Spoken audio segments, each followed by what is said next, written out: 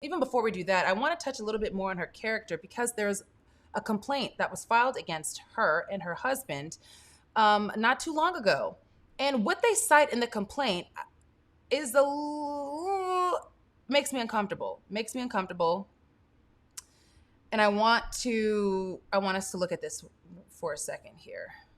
Let's pull this up. Hope I'm doing a little bit better with, switching things and stuff like that.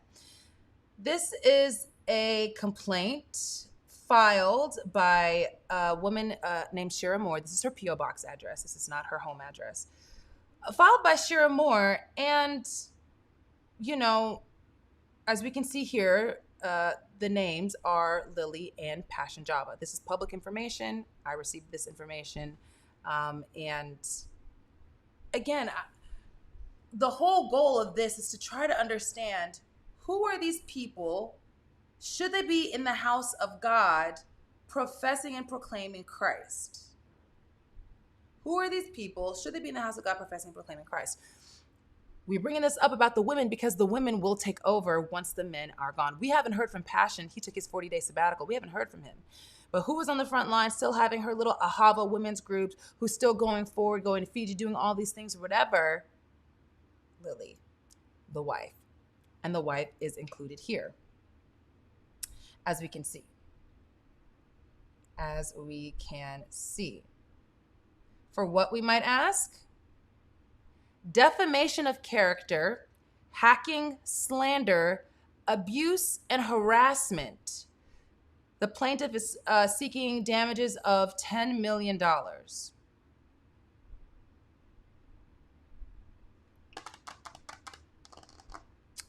A prophetess is having a complaint filed on her and her husband for defamation of character, hacking, slander, abuse, and harassment. Love, we should take a sabbatical as well, yeah. This is the light of Revelation Church.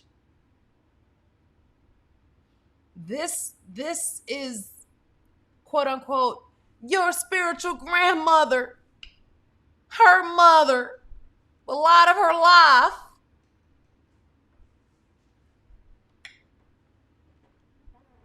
Public information, you guys. Public information, you guys. Again, as you can see here, Lily Java, Passion Java. She's not saying it's just one of them. She's saying both. It says here that they were served April 22nd. Just asking questions, just trying to get some answers here. Here's what I found most scary and interesting. This, you and EJ are literally the network's most worst nightmare. Yeah, they really should not have been bad people. They really should not have been using people to gain money in the name of Christ. And that's what we have to remember this is all about, guys, is that we know a Savior who is so real, who is so true, who is so worthy of all honor and praise. And when people are using his name for their own benefit, as they were doing in the days of the Bible, but at such a rate that apparently now people aren't even able to tell if they're real or not. I wasn't able to tell. EJ wasn't able to tell. We have to sound the alarm. This is absolutely not. So let's read this, you guys. I think this is interesting. This woman, is filing a complaint. It's, February 4th, 2022. And this is what she says. She said, here come the questions. Do you know the person making the annoying, threatening calls? Please provide their name, address, date of birth, social media username, and those things. Of course, we doxed or we cut out the addresses. It says here, yes, Lily Java, Passion Java, Deborah Jordan, Bernard Jordan, Brian Keith Karn Jr. Lily Java, Passion Java, Deborah Jordan, E. Bernard Jordan, Brian Keith Karn. Now remember, this is the same woman that filed a complaint saying that she has been abused, harassed, slandered. Now, according to this report, she's being harassed again. The Javas are a married couple located at blah, blah, blah. Brian Keith Karn, Prophet Karn, blah, blah, blah. How do you know the person making the annoying, threatening calls?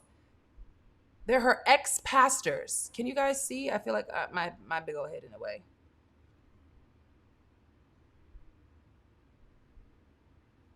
They're her ex-pastors. Again, this is public information. You're able to find it on your own if you would so choose. I'm just a girly that, want to do a little. Oh, y'all, I do not know how to move myself. I didn't learn that yet. I'm so sorry. I don't want to break nothing, y'all. I'm just a girl. But here, I'll just try to move this up a little bit. Then in number 9, it says, were the calls/messages annoying or threatening? She says, harassment calls and emails harassing me all around and interfering with my business, housing, and more. Lily Java, Passion Java. Why are y'all harassing this girl? According to her report. There we go. Oh, that's only for me, I guess. I want to continue on with the report. Do I have the back half of the report? Oh, here we go.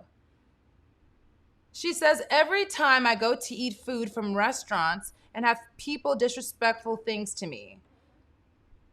If the suspect is identified, are you willing to cooperate with the detectives and prosecutors testifying in court after being subpoenaed? Yes.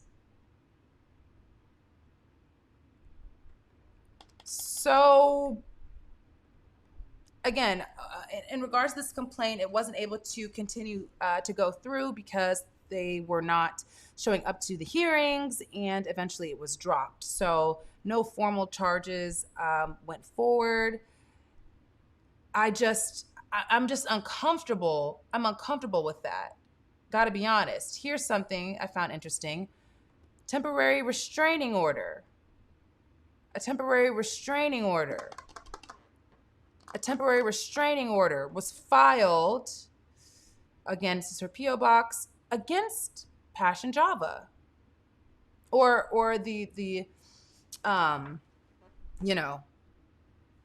don't know if this actually went through. I don't believe it did, but someone had gone forth in order to have this happen. Why is a churchgoer having to file a restraining order against her pastor, or feeling the need to file a restraining order against her pastor? Is that not disturbing to anyone else? And then, person from whom protection is sought, Passion Java. So just very interesting things. I can't safely say that I would be comfortable with my child going to a church where someone has had a restraining order, where someone felt the need to put a restraining order on them. I cannot say that I would feel comfortable with my daughter, with my son or daughter, looking up to people that have complaints against them for abuse and harassment. I cannot say that I would feel comfortable giving my money to people who are alleged to have been involved in a marriage ending or got married 4 months after the divorce was final. I cannot say I would be comfortable with that. I cannot say I find qualities that are representative of a leader of Christ in those things. Can you?